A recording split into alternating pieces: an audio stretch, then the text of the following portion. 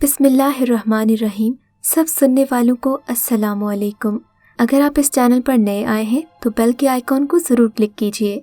आइए सुनते हैं आज की सच्ची खौफनाक कहानी।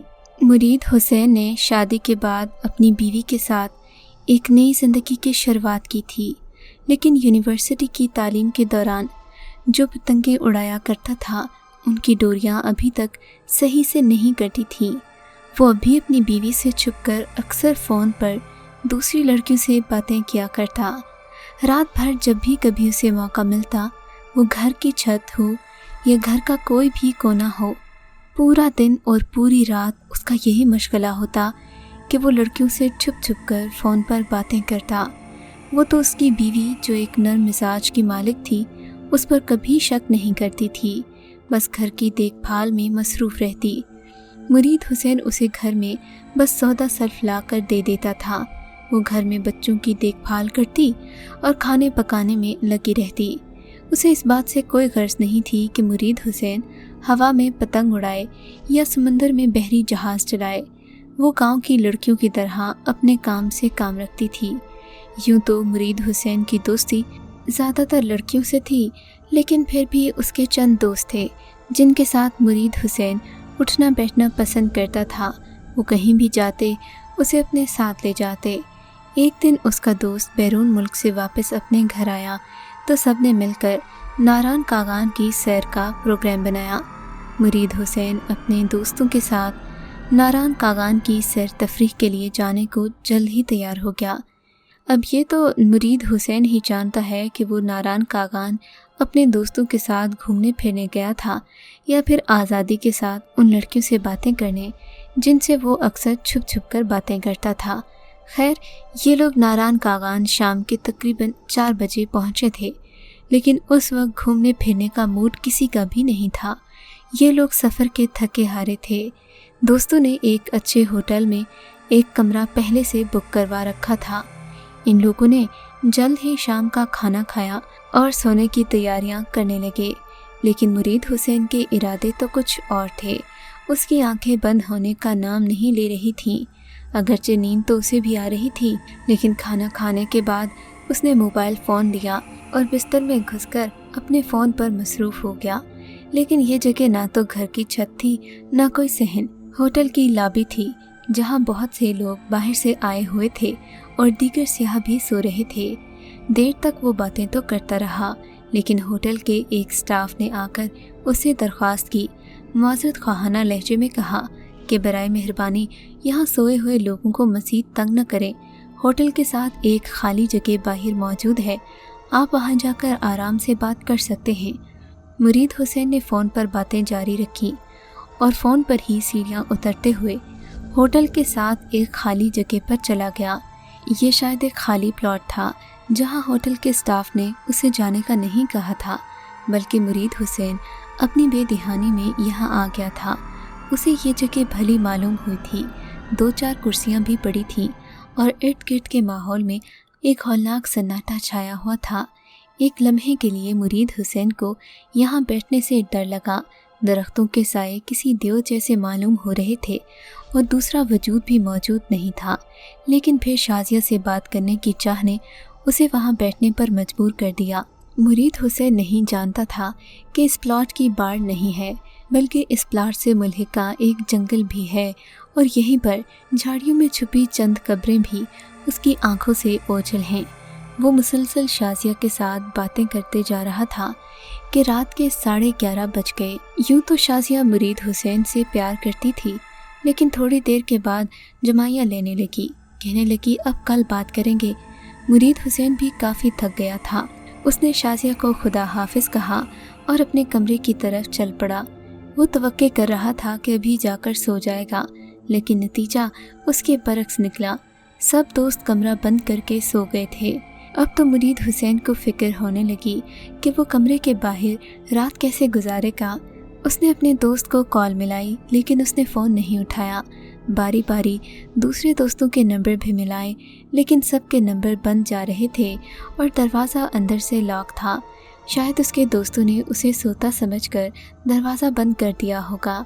बहरहाल और कुछ ना बन पड़ा तो आहिस्ता आहिस्ता चलता हुआ होटल के उसी लॉन की तरफ आ गया जो एक खाली प्लॉट पर मुश्तमिल था। लॉन में पड़ी कुर्सी पर बैठा तो उसे आसपास की हौलाकी डराने लगी, लेकिन टेबल की मुखालिफ सम पर मौजूद दूसरी कुर्सी देखकर उसे अपनी एक और सहेली नाज़नीन की याद आई, जिससे वो कभी कभार ही बात किया करता था, क्योंकि उससे ज़्यादातर मकासद पूरे कर चुका था।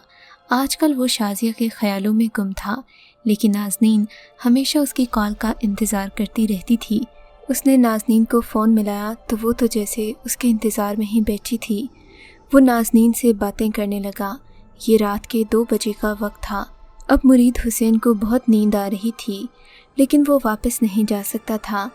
लेकिन उसे क्या पता था कि चंद ही लम्हों के बाद उसके साथ एक ऐसा वाक़या पेश आने वाला है कि उसकी नींद तो क्या, भूख और प्यास भी उड़ जाएगी।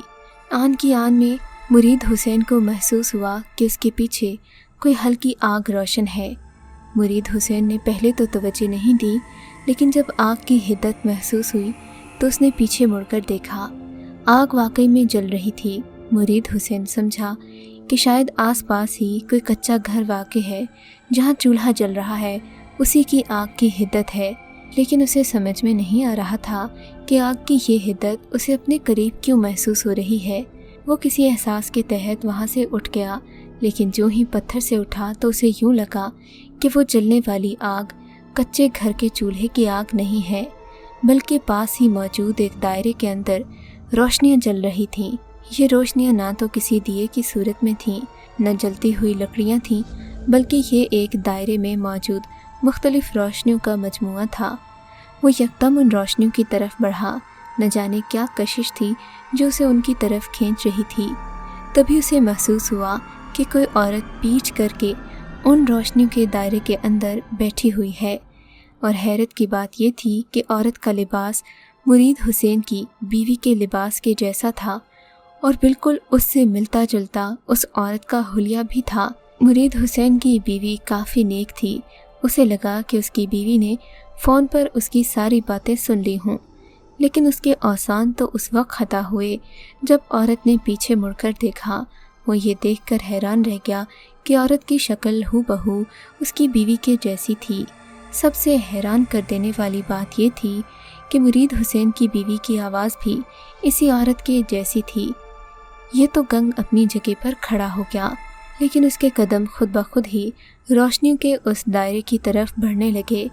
थोड़ा आगे जाकर उसने उस लड़की को दोबारा आवाज़ दी। वो लड़की पहले तो खामोश रही, फिर उसने किसी रद्द अमल का इजहार किए बगैर गर्दन नीचे की और ज़मीन पर बैठ गई। अब मुरीद हुसैन को यकीन हुआ कि उसे अपनी आंखों पर धोखा हुआ है। वो कोई आम सी औरत थी जो न जाने यहाँ क्यों बैठी हुई थी। मुरीद सोच रहा था कि वो इस औरत से क्या बात करे कि उसने घुटनों से अपना चेहरा ऊपर किया। औरत का मुंह बिल्कुल सफ़ेद रंग की माने था। उसके बाल लंबे लंबे और घने थे। मुरीद हुसैन की नज़रें उसके वजूद से फिसलती हुईं पहली बार उसके पाँव पर पड़ी तो उसकी आंखें फटी की फटी रह गईं। मुरीद ने देखा कि औरत के पाँव पीछे को मुड़े हुए थे। ये देखकर उसके पाँव तले से ज़मीन खिसकने लगी। उसने जल्दी से होटल की तरफ भागने की कोशिश की, लेकिन इससे पहले कि वो एक भी कदम आगे बढ़ा पाता, मुरीद हुसैन को उसने दबोचने के लिए हाथ आगे बढ़ाया। मुरीद ने अल्लाह का नारा लगाया और वहाँ से फ़रार होने में कामयाब हो गया। मुरीद समझ रहा था कि वो शायद बच गया हो, लेकिन ये तो उसकी भूल थी। वो सीढ़ियाँ चढ़कर होटल की दूसरी मंजिल पर गया। उसने पीछे मुड़कर देखा, पीछे कोई नहीं था। मुरीद हुसैन अपने आप पर हंसने लगा और गाना गुनगुनाता हुआ ऊपर की तरफ जाने लगा। साथ ही मोबाइल पर शाज़िया का नंबर भी डायल कर रहा था कि सीढ़ियों के अगले मोड़ पर वो एक बार फिर काम कर रह गया। वो लड़की जो मुरीद हुसैन के पीछे थी, एन उसके सामने खड़ी थी। मुरीद हुसैन तो उसे देखकर दंग रह गया। वो होटल में शोर भी नहीं मचा सकता था। अगर मचाता भी तो कैसे मचाता, उसकी आवाज़ बंद हो गई थी। ऐसा लग रहा था कि सीने पर मन्नो बोझ आन पड़ा हो।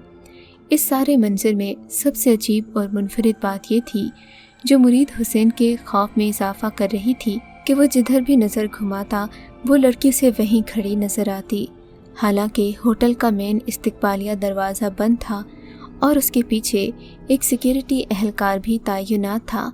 अब जब मुरीद हुसैन को ये इल्म हुआ कि ये लड़की बंद दरवाजे से अंदर आ गई तो उसे यकीन हो गया कि ये कोई इंसान नहीं है। लेकिन फिर मुरीद हुसैन को ख्याल आया कि रोशनियों के दायरे में बैठी उस लड़की का लिबास सुर्ख रंग का था, लेकिन अब की बार उसके सामने खड़ी औरत का लिबास काले रंग का था।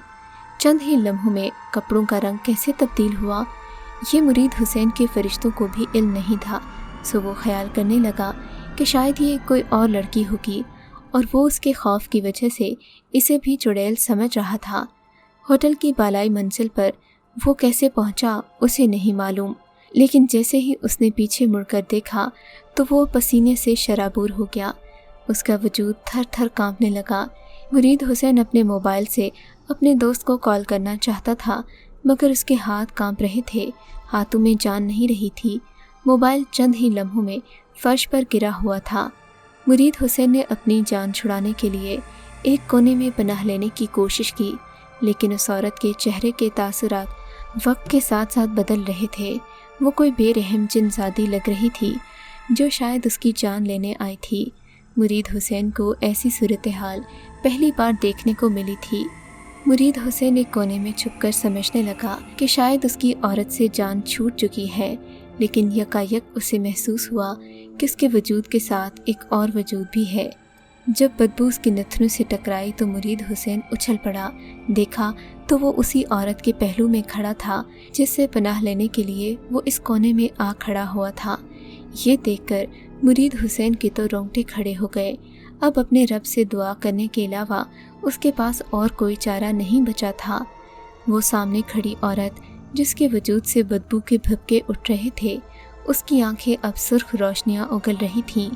मुरीद हुसैन हाथ दीवार के साथ लगाए खड़ा था कि अचानक उस औरत ने अपना मुंह खोला।